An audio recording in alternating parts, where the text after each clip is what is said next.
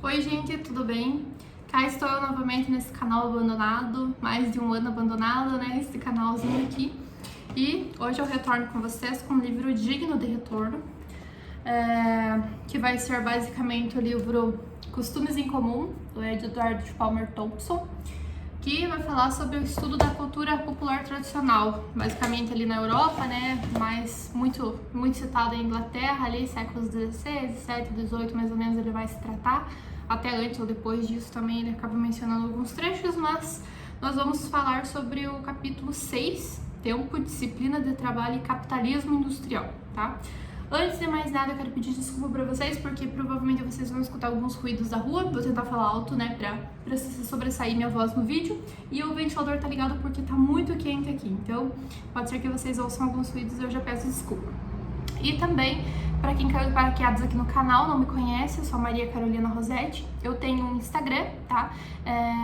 Que eu posto algumas blogueirices não ligadas a conteúdos históricos, então são mais questões de maquiagem, porque eu sou maquiadora também, né? Maquiagem, tudo mais, academia e algumas outras postagens aí. Mas aqui no YouTube eu fico, né, deixo uma coisa mais filtrada mesmo, que é para esses temas aqui específicos. Então, vamos lá. O autor desse livro, né, que é o Edward Palmer Thompson, né, ele nasceu no ano de 1924 e morreu no ano de 1993, só para vocês se situarem mais ou menos na questão temporal de onde o autor estava localizado, né, nessa questão de tempo, né, e a própria percepção dele sobre as coisas. Então ele já morreu nos anos 90 aí, né, já faz um bom tempo. Então ele é um historiador, gente, que é o meu preferido, e esse livro é basicamente assim a questão de sentido na história para mim, da faculdade de história. Eu simplesmente amo esse livro. Eu conheci ele na faculdade, eu estudei história no Unicentro, ali entre os anos 2017 e 2020 e pouquinhos mais ou menos, que foi porque teve algumas questões da pandemia, né, então deu uma atrasadinha. E só para vocês, né, conhecerem um pouquinho de mim também. Mas enfim. O livro ele fala sobre essa cultura popular tradicional. Eu amo porque essa questão da história vista de baixo, né? Que a gente não se trata tanto da questão aristocrática, de reis, rainhas e tudo mais, mas a gente vai falar em relação ao próprio povo, né? Que é o que eu gosto bastante mesmo. Falar sobre a nossa classe, né? A gente falar sobre as classes mais baixas. Então, esse capítulo 6, ele vai se tratar nessa questão de percepção do tempo, da questão da introdução do relógio mecânico, né? Então, como que foi essa questão dessa introdução do relógio, né, para essas sociedades, mais precisamente na sociedade ali europeia, ali né, mais precisamente ainda na Inglaterra, tá? Entre os séculos 16, 17, 18, mais ou menos, ele vai se situar esse capítulo, assim como o livro, ele fala muito dessa questão temporal. Então, a gente precisa compreender que antes ainda da introdução do relógio mecânico, né, e antes da disseminação do relógio em si, a gente tem nas sociedades primitivas métodos diferentes para a medição do tempo, né? Eles tinham essa questão de conhecimento do tempo, de horas e tudo mais, minutos, né? Eles tinham muito essa questão de acompanhar a própria natureza, né? O desenvolvimento da natureza, dia, noite e tudo mais. Então, eles já têm uma noção temporal. Mas eu vou citar para vocês um trechinho da página 269, que é dessa edição minha aqui. O livro é todo rabiscado mesmo, gente. O livro para isso tudo é assim. Eu tenho dó, mas eu rabisco. Então, eu vou falar aqui sobre um trechinho, então, de alguns exemplos de como era essa questão da medição do tempo em alguns locais do mundo, tá? Não ligados apenas na questão da Europa. Em Madagascar, o tempo podia ser medido pelo cozimento do arroz, cerca de meia hora, ou pelo fritar de um gafanhoto, um momento. Registrou-se que os nativos de Cross River dizem: o homem morreu em menos tempo do que leva o milho para assar, menos de 15 minutos. Um outro exemplo aqui, do Chile, do século XVIII, o tempo era frequentemente medido em credos. Um terremoto foi descrito em 1647 como tendo durado o tempo de 2 credos, enquanto o cozimento de um ovo podia ser estimado por uma Ave Maria rezada em voz alta. Na Birmânia, em tempos recentes, os monges levantavam ao amanhecer quando há bastante luz para ver as veias das mãos. Então, né, a gente tem essa questão de cada povo, né, utiliza uma metodologia diferente para ter noções do tempo, né, noções das suas atividades diárias, noção do trabalho, noções de tudo. Então, entre 1300 e 1650, né, ocorre a mudança, né, mas agora destinado na questão da Europa. Em relação ao tempo, visto que no século XVIII avança e a imagem do mecanismo de relógio se expande. Então a gente tem essa questão da expansão do relógio. A gente não vai falar em si, né, de como funciona o mecanismo e tudo mais, porque isso não volta ao nosso conteúdo, né, ao nosso interesse em si, mas mais em relação à sociedade, como foi essa questão da expansão. Então, antes da propagação do relógio mecânico, né, nós tínhamos mais presente o relógio de água, o relógio do sol, a ampulheta e tudo mais, né, as pessoas utilizavam esses métodos. E mesmo com a inserção do relógio, gente, mesmo com o relógio mecânico, eles ainda utilizavam o relógio do sol e outros recursos para poder deixar certinho, né, a questão do horário do relógio mecânico, né, para eles poderem acertar as suas obras. Então, com a criação dos relógios mecânicos, né, as paróquias inglesas deviam possuir relógios de igreja no final do século XVI. Então, os outros relógios continuavam a ser usados, né, até porque não era todo mundo que tinha esses relógios, né, e nas igrejas a gente tem presente aqueles relógios grandes, que muitas igrejas ainda permaneceram, né, com alguns desses relógios. E esses relógios eram utilizados de várias maneiras, né? Mas ali no século XVI ali era meio que super necessário essa utilização desse relógio nas igrejas para que as pessoas pudessem acompanhar o horário, né? Como se fosse uma sincronização do tempo ali nos locais. E para saber o horário da missa, o horário de trabalhar e tudo mais, né? Para começar o dia e tudo mais. Não que era totalmente necessário saber a hora de trabalhar e tudo mais, até porque isso vai mudando ao longo do tempo. Mas é muito tempo e né, eu vou acabar citando muito essa palavra aqui. Mas enfim, era necessário, né, essa inserção desse relógio aí nas igrejas. E eram realizados, inclusive, né, com a utilização desses relógios, muitos fazendeiros, patrões ali, né, empregadores, eles pagavam dinheiro, né, para a igreja, davam ali algum lucrinho para a igreja, né, em relação à utilização desse relógio. Por quê? Porque eles davam esse dinheiro para o relógio tocar, né, o seu sinal, né, tocar ali o seu alarme em horários predestinados, né, para que, por exemplo, para que as pessoas saibam que esse é o horário de se recolher, para que esse é o horário de ir para o trabalho, né, as pessoas que trabalhavam, por exemplo, naquela fazenda, sabiam que quando tocasse o sinal tal era para ir trabalhar, o sinal tal era para se recolher, o sinal tal era para acordar e assim por diante. Eram utilizados inclusive sons diferentes, né, para cada atividade do dia. Então, né, uma curiosidade aí para vocês saberem. Então a gente já percebe aí um início de um controle, um início entre aspas, né, porque já tinha muito essa questão do controle social antes mesmo disso, mas em relação ao tempo, né, a gente já percebe aí uma questão de início desse controle social, né, onde as pessoas ali que detinham mais poder começavam a controlar as pessoas, né, para que elas fizessem as atividades baseadas no tempo delas. Então, antes disso, né, dessa disseminação, dessa questão do relógio, dessas horas, a gente tinha ali um ritmo de trabalho natural, né, porque as pessoas, por exemplo, em fazendas, né, elas trabalhavam ali desde o amanhecer até o crepúsculo, né, o próprio livro diz, e era natural, né, isso numa comunidade de agricultores, né, porque, por exemplo, a vaca tinha que ser ordenhada de manhã, era necessário acordar cedo para ordenhar a vaca, era necessário ir lá abrir as cercas ali pro gado passar, ou a pessoa que trabalhava com fel tinha que deixar, né, as ferramentas e tudo mais ali, tinha que deixar o fogo aceso. São várias questões que surgem da questão da própria necessidade, então as pessoas precisavam ter esse ritmo de trabalho, né? Então era tratado de uma forma natural, isso era um trabalho ligado a essa natureza, ligado às suas necessidades e se adaptavam de acordo com o seu trabalho e com os seus horários, né? Não tinha essa questão de determinação do tempo mesmo, não, você tem que trabalhar de hora e tal hora, não. Era um ritmo natural, né? As pessoas tinham como ritmo natural isso, né? Pessoas, por exemplo, que eram as próprias donas das suas terras, né? Trabalhavam ali, né? Para manter as suas terras e tudo mais. Então, a gente tem, com o passar dos anos, né, a fabricação e a compra dos relógios, né, que acaba se expandindo, né, após a criação do relógio mecânico e tudo mais, então a gente tem uma expansão. Então, não tem apenas mais o relógio da igreja, mas também temos relógios de casas, onde as pessoas compram esses relógios para ter em casa, né, relógios de bolso, né, ao longo do tempo ali também as pessoas vão adquirindo esses itens.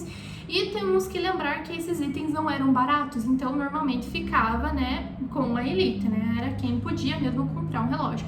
E essa questão do relógio não era uma questão apenas de utilização, né, como ele era uma coisa utilitária, né, que usar ela ali, né, para questão das horas e tudo mais, mas também referia-se a uma questão de status. Então muitos tinham relógio por questão de status, olha, né? E uma das primeiras coisas que as pessoas faziam normalmente quando elas melhoravam de vida era comprar um relógio, né? Nossa, olha, fulano, né, tá bem, comprou até um relógio, né? Tinha aquela coisa, né? E a gente vê ao longo do tempo isso, né, que mais pra frente as pessoas compram um carro e tudo mais, por essa questão de status. E nesse período a gente tem muito essa questão do relógio. Então, além disso, gente, além de terem esses relógios, eles precisavam pagar impostos por esses relógios. Então não era fácil, não. Além de você comprar o item, você tinha que pagar imposto por ele. Então, por exemplo, uma família que tinha um relógio em casa de parede e um relógio de bolso, eles tinham que declarar o imposto por esses dois itens, né? Não apenas para a questão não apenas pagar pelo item, mas também declarar imposto sobre ele. Aqui a gente tem uma observação, né, também, um adendo aqui, né, antes ainda desse controle social, né, com a introdução dos relógios, tínhamos uma autonomia das pessoas em relação ao trabalho e o descanso. Tanto é que era muito comum na Europa, ali, né, em alguns lugares, a questão das santas segundas-feiras, até terças-feiras, porque as pessoas, normalmente, elas expandiam, digamos assim, elas aumentavam os dias do final de semana. Começavam ali no sábado, domingo, e às vezes a bebedeira ia, ou a ressaca e tudo mais, ou o descanso, e aí às vezes perpetuava ali pela segunda e terça-feira também. Então, né, as pessoas ali, elas tinham uma certa autonomia na questão do trabalho, quando elas mesmas eram os seus patrões e os seus empregados, né, elas mesmas detinham desse poder de trabalho, então elas tinham essa autonomia. Então, e além disso, né, a gente vê nessa questão dessa autonomia, né, desse trabalho aí para se estender nas santas segundas-feiras, muito os homens, né, eram os homens que normalmente tinham esse costume. Já em relação às mulheres, né, a gente tem até alguns trechos ali de mulheres reclamando, né, que os homens iam para bebedeira, ficava o trabalho e quem tinha que dar conta depois do trabalho eram elas e as crianças. Mas enfim, no trecho da página 287, num trechinho aqui, eu vou ler para vocês em relação a uma reclamação de uma das mulheres sobre o trabalho delas nesse período, né? Que o trabalho das mulheres também já era, né, uma questão meio polêmica, já era meio exploratória já nesse período, né? Nessa questão de ter de fazer dois trabalhos, né, ao mesmo tempo, de cuidar da casa, né, dessa dupla jornada, né? Eu queria lembrar da palavra, não estava lembrando. Então, na página 287, nós temos aqui: o trabalho mais árduo e prolongado de todos era o da mulher do trabalhador na economia rural. Parte desse trabalho, especialmente o cuidado dos bebês, era o mais orientado pelas tarefas. Outra parte se dava nos campos, de onde ela retornava para novas tarefas domésticas. E aqui a gente tem um trechinho, tipo como se fosse um poeminha, dizendo: e quando chegamos em casa, ai de nós, vemos que o nosso trabalho mal começou. Tantas coisas exigem nossa atenção, tivéssemos 10 mãos, nós as usaríamos todas. O trecho continua e tem mais um pouco na outra página, que são coisas bem legais, mas vamos pra frente, né, pra gente não ficar muito preso, porque já deu 14 minutos de vídeo e eu ainda tô aqui, ainda tem algumas páginas pra falar pra vocês. Mas enfim, a gente vê nessa questão do papel da mulher. O vídeo não é ligado ao papel da mulher, né, mas eu queria colocar esse adendozinho aí pra vocês entenderem mais ou menos como que era essa questão.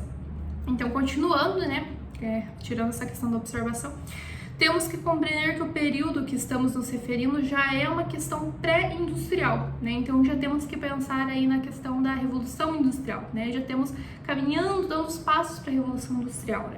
E sendo assim, né, nossa preocupação nessa análise é a percepção do tempo e sua medição como meio de exploração da mão de obra, né? Ou seja, um início de desenvolvimento de um controle social. o qual não está apenas no mundo adulto, inclusive, né? Além de citar essa questão das mulheres, eu acho muito importante, muito relevante vocês entenderem a questão desse controle social que eles detinham também das crianças. Isso, crianças, gente, a partir dos 4 anos de idade, média de 4 anos de idade, para vocês entenderem aqui as barbaridades. Mas, antes de mais nada, eu quero que vocês lembrem que a questão das crianças não é a mesma de hoje, né? Nós temos que compreender que essa questão da valorização da infância, da criança, é uma coisa muito recente, tá? Então, nesse tempo aqui, as crianças eram vistas como adultos em miniatura, então era muito comum, né, tratar eles como tais, né? Então, assim, a gente tem aqui uma preocupação com a relação do tempo das crianças pobres, né? Além de instituições de trabalho, patrões, fazendeiros e afins, temos a questão da escola, que é mais uma instituição aí de controle, né? Que tem essa questão do Foucault também que vai falar em relação a isso e tudo, mas vamos compreender aqui esse trechinho aqui. Eu vou ler para vocês um trecho em relação a essa questão do trabalho, do tempo das crianças. Da página 292 dessa edição, tá? É considerado a utilidade de estarem constantemente empregadas de algum modo, pelo menos durante 12 horas por dia, ganhando o seu sustento ou não. Pois por esse meio esperamos que a nova geração fique tão acostumada com o trabalho constante que ele acabe por se revelar uma ocupação agradável e divertida para eles. Então, nós vemos aí nessa questão, né, dessa introdução da criança, né, já nesse aprendizado, nessa adaptação desse tempo, dessa nova rotina que está iniciando aí, né, essa preocupação, né, de não deixar as crianças vagabundeando e tudo mais. Num dos vídeos meus, que eu não lembro qual agora, que acho que é de um livro da Michelle Perrault, que eu falei pra vocês, acho que é da primeira metade dele, que eu falei em relação a essa questão das crianças também. No vídeo sobre o Germinal, do filme Germinal, também fala um pouco das crianças. Mas enfim, isso é uma curiosidade. Então, vamos seguir aqui, né? Então, vocês viram, né, que essa questão bem polêmica hoje, né, a gente pensar isso, mas era uma preocupação aí já, né, de você adequar esses novos humaninhos aí, né, para essa nova realidade, né. Então, se eles não conseguiam às vezes deter as pessoas, né, que as pessoas, nós temos essas classes inferiores ditas como rebeldes, né, no começo do livro, lá no primeiro capítulo, ele fala muito sobre essa questão de serem rebeldes, mas o são, né, para defender os seus costumes, né, defender as suas atividades, né, cotidianas, né. Então eles tentam lutar contra esse sistema, mas o sistema acaba dominando. Ao longo dos anos, né, surgem discussões relevantes sobre o controle social das escolas, das fábricas, de instituições de trabalho, cadeia, etc, né, que é a questão que eu falei para vocês ali sobre Foucault e tudo mais, e alguns outros autores aí que vão mencionar essa questão de controle social. Mas nessa perspectiva, né, de pré-indústria, né, nós temos uma utilização de relógios pelos patrões, a fim de monitorar os trabalhadores, enquanto muitos não possuíam ou não podiam usar relógios dentro do trabalho. Por mais que às vezes o trabalhador tivesse o seu relógio de bolsa, por exemplo, muitas empresas, em muitos trabalhos, ele não podia utilizar desse relógio, né, ou pela questão de controle, né, de tempo. Por quê? Porque isso ficava, né, normalmente nas mãos dos patrões, dos filhos dos patrões e tudo mais, seja em fazendeiros, nas indústrias e tudo mais, independente dessa questão da perspectiva aqui, tá? Então a gente tem essa questão de que eles utilizavam os relógios e normalmente esse relógio ele era adiantado, se não me engano, de manhã e atrasado à noite. Se não me engano, é alguma coisa assim que os patrões faziam, né, para que, por exemplo, eles tinham um relógio de parede, assim, né, no trabalho. Então, eles ajeitavam aquele relógio para que as pessoas pensassem, né, que eram horas diferentes, né, para que eles pudessem trabalhar por mais tempo, né, e os patrões, né, se beneficiando disso, obviamente. Então, era proibido essa questão de ter dos relógios aí. O relógio do patrão era adiantado de manhã e atrasado à noite, exatamente, tirei a dúvida aqui. Porém, né, ocorrem alguns acontecimentos e necessidades que fazem os relógios se disseminarem além das classes mais altas.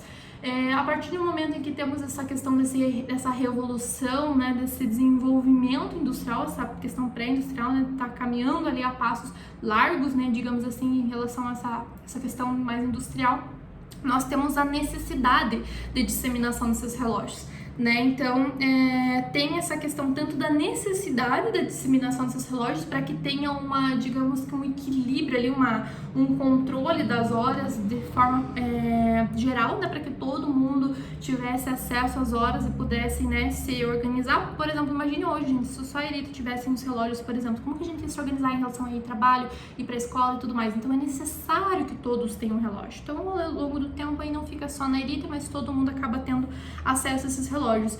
E uma das ações que foi culminante para essa questão de disseminação do relógio foi alguns impostos. Por quê? Porque tiveram algumas questões, por exemplo, o relógio já não ficava mais no domínio do relojoeiro, muitas pessoas começaram a fazer relógio, como que se diz, tinha muito essa questão do... agora me fugiu da cabeça. Mas era contrabandeando relógios, eram trocado peças do relógio para diminuir a questão dos impostos. Eram muitas coisas que as pessoas começaram a fazer em relação a essa questão dos relógios, que chegou num ponto que simplesmente não tinha mais como ter controle da questão dos impostos, que eu mencionei para vocês anteriormente, né? Que as pessoas pagavam. Então teve toda essa questão ainda também de questão do imposto e tudo mais, algumas regras, algumas leis que surgiram, que fizeram com que o imposto meio que fosse retirado, né? E ficava mais fácil, né, das pessoas conseguirem ter os seus relógios também, né? Porque os valores foram baixando e tudo mais. Então é preciso compreender que muitas atitudes realizadas por parte dos patrões e afins não eram totalmente aceitas pelas pessoas, né? Eu falei sobre a questão da rebeldia, e sim, os trabalhadores eram rebeldes, gente, porque imagine, né? Vocês tinham aí questão de trabalho de 12 horas por dia, por exemplo, ou mais, né? Essa questão de salários baixos, né? Essa questão da exploração. Então os trabalhadores não se contentavam com essa realidade, e tinham-se muitas greves, tinham muitos protestos, manifestações, principalmente relacionadas a essa questão do tempo, de quanto tempo as pessoas trabalhavam, né? E a questão do salário, né? Então, assim, teve muitas manifestações, sim, só para vocês compreenderem que as pessoas não aceitaram caladas essa mudança, né? E sim, teve uma repressão, né, por parte dos trabalhadores em relação a isso. Então, além de tudo, havia uma união das instituições em relação à conscientização do povo sobre o gasto do tempo.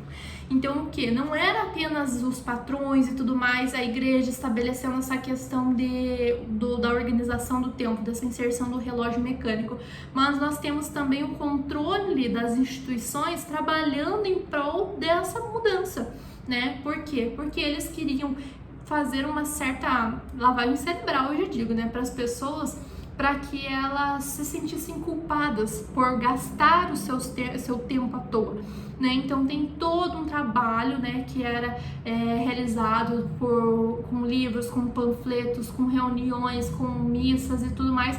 Era um baita controle social em relação a você ter consciência que você está gastando o seu tempo. Se você vai gastar o seu tempo, você tem que gastar o seu tempo com trabalho, com coisas que são úteis para a sua vida e para a vida da sociedade. Então tem muito isso, batem muito nessa tecla, né? Tem muito essa questão da conscientização de gastar o tempo e como você precisa se sentir culpado por gastar o seu tempo, né? Então o tempo, né, ele é precioso.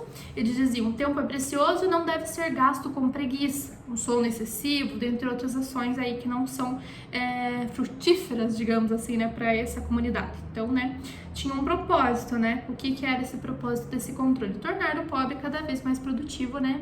E menos reclamão, né? E menos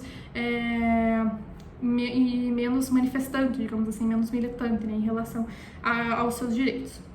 Então percebemos aqui, né, alguns resquícios dessa culpa ainda nos dias de hoje, né? Mas a gente já tá terminando o vídeo nessa mais uma questão de reflexão, né? Que a gente percebe que isso iniciou, né, na questão que iniciou algumas coisas, né, nessa questão na Europa, né? Sobre essa questão da própria Revolução Industrial, desse controle sobre o tempo e tudo mais. E isso foi se disseminando para outros países, né? Temos, inclusive, no Brasil, né, essa questão né, vivemos hoje, né, essa questão de controle social, né? Em muitos países essas questões foram disseminadas de formas distintas, é claro, né? Mas eu digo que hoje a gente tem, né, essa culpa, né? Muita gente aí toma antidepressivo, sente mal e tudo mais, porque sente que o tempo não foi útil, não gastou o tempo de uma forma útil ao longo do dia. Então a gente ainda tem resquícios dessa questão, né? De todo esse controle que eles fizeram por muito tempo para que nós sentíssemos assim ainda hoje, né?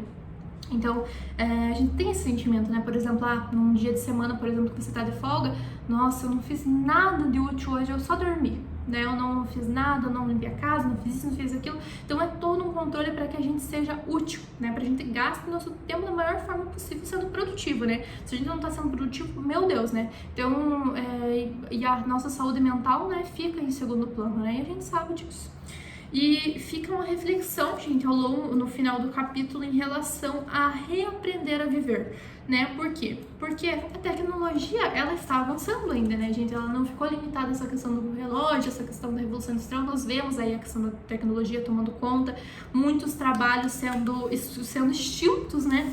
Por quê? Porque hoje, né, a tecnologia, ela faz, né, faz a nossa vida, né, ela faz o nosso trabalho. Então, muitas coisas, muitos trabalhos, muitas atividades estão sendo substituídas por computadores, por máquinas, né, robôs e tudo mais. Então, como que vai ser o futuro a partir do momento em que nós não precisarmos fazer determinadas atividades e nos sobrar tempo? O que vamos fazer com esse tempo? Sabe? Então tem toda essa questão de você reaprender a viver. Então, após esses anos de construção, né, em relação a dar uma culpa, a gente ter uma culpa nesse gasto do tempo, e agora, né, daqui uns anos, não sei, teremos que reaprender a viver, utilizar nosso tempo em prol de nós mesmos, né? Então fica essa reflexão ao final do livro. Espero que vocês tenham gostado, que você chegou até aqui, né? Porque foi um vídeo bem extenso. Eu sei que é chato ver vídeos extensos, mas se você chegou aqui, comenta, gente, ajuda aí o canal, que eu prometo que eu vou tentar trazer mais vídeos pra vocês, tá? Espero que vocês tenham gostado e até a próxima!